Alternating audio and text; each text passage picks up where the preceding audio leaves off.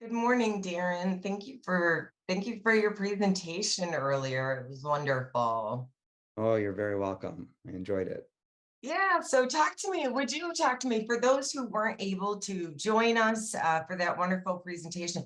Can you kind of talk to me a little bit about who you are and how you ended up joining us for that? Sure, of course. So my name is Darren Mitchell, and I'm a fellow with the National Council of Juvenile and Family Court Judges, a national judicial membership organization that's based in Reno. And we work nationally on issues around domestic violence, many other things as well. But my focus is on domestic violence and specifically about how family court responds to cases involving domestic violence. And over a career, I'm now in my 24th year of doing this. I have really sort of honed in on the issue of firearms and domestic violence, helping courts and communities do all they can to protect people from folks who have been adjudicated by courts to be dangerous because they are intimate partner abusers. And so I'm here. I'm here. I was invited to talk about strategies to do a better job in responding to folks who have access to firearms who can cause harm to their intimate partners and their children, and of course others as well. Yeah, so I mean, it was just so great to hear you talk about, the issue really broadly, and then also being able to talk about how Nevada compares. And, unfortunately, if we don't stack up well, do we? Yeah, well, one of the pieces of data that we have around specifically the danger that women in Nevada face from intimate partner abusers who have access to a gun is that women in Nevada are about 65% more likely to be shot to death by their intimate partner than what is the national average for women nationwide, according to an analysis of FBI's data. In fact, Nevada has the 5th highest rate of domestic violence gun murder of any state in the entire country. Yeah, yeah. I mean, we hear the reports year after year, but I think that really knowing that and a deep analysis of that FBI data is just really scary. But can you talk to me? I was kind of grateful to hear that, there are some Nevada laws in place that are beneficial. Can you talk to us a little bit about that and how advocates can use some of the protection order processes to help their clients? Yeah, absolutely. And yeah, as you know, my presentation focused on the protection order process in Nevada because there is good legal authority, both for judges to order that people who have access to firearms, when they become subject to a protection order, that they must surrender those weapons or give them to a third party who's eligible to get them. So they're kind of out of the picture to the extent possible. And so yeah, there are various parts of the Nevada code that provide the judge as part of an extended order, not the ex parte order, the initial emergency order, but the extended order, giving judges the discretion to require that the respondent or the person who's been causing harm against whom this order has been issued surrender, sell, or transfer their firearms to another person, ideally to law enforcement, for storage by law enforcement, because of course that is the safest way to get a gun out of the situation.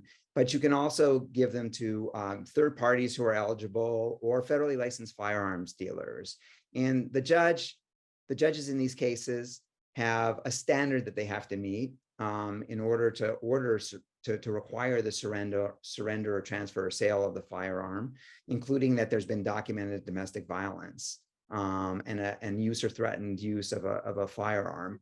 But and I talked about that in some detail during the program. But the bottom line is Nevada, despite what I said earlier, which is obviously disheartening that the numbers are far higher than they should be around intimate partner homicides in the state, there is now law that provides everyone in the system, not only the judges, but law enforcement, prosecutors, and of course advocates and working with survivors with something to use to try to protect people through the protection order process. Yeah, yeah. And as you were saying, I really loved the discussions at the end and some of the ideas that people were, kind of volleying around. So, you know, it was wonderful to have you here. Before, you know, we jump off, is there anything else that you want to add or that you think people should know about and be thinking about? Yeah, absolutely. I think that for advocates especially, it's good to think about this issue in terms of both individual advocacy that you can do for the survivor with whom you're working, the safety planning, the having the conversations about the firearms, and to try to help them to make an informed choice about whether they want to actually ask the legal system for help and protection against guns, because that's really an individual decision that needs to be made based on what the survivor knows about the risks that are presented with the information that you can provide as an advocate.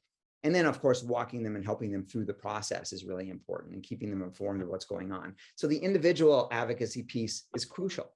But in addition, of course, as advocates, we all work on systems as well, and we want to change systems for the better. And so part of what I talked about was a series of strategies that can be implemented by communities, courts and communities in Nevada to either during the protection order process, get more information about a person's access to firearms, who's causing harm and who shouldn't have the guns, or to take steps to actually get the guns through a required surrender, through law enforcement asking questions and taking the weapons if the person is prohibited. And so we really want to strengthen our strategies to do that. And as I mentioned, it takes leadership, it takes collaboration, and it takes engaging the community. And so some of those lessons that I discussed around those aspects of systems advocacy are just as important to helping make Nevada safe for folks who are, especially those who have decided to use the court system to try to get some safety. Yeah, that was really you know, inspiring. It feels like we really need to take some action around that. So thank you. Thank you so much. All right, and remind us again, you know, are there any websites we need to go to? Anywhere we can reach out to you if we have any questions? Yeah, absolutely. One of my slides had a series of resources that you can click on to see both previous webinars that we've done and also some tools that we developed. So, I know that we made our slides available for folks. So if you look on I think it's the second to last slide, there's a series of resources I suggest you check out. And then, of course, you can reach out to me. I'm with the National Council of Juvenile and Family Courts, as I mentioned. My email address is dmitchell, so my first initial and my last name, dmitchell@ncjfcj.org. All right, we'll be sure to put that in the newsletter too then. All right, Darren, thank you so much. Thank you, Sarah. All Appreciate it. right, Take care. bye-bye. Bye.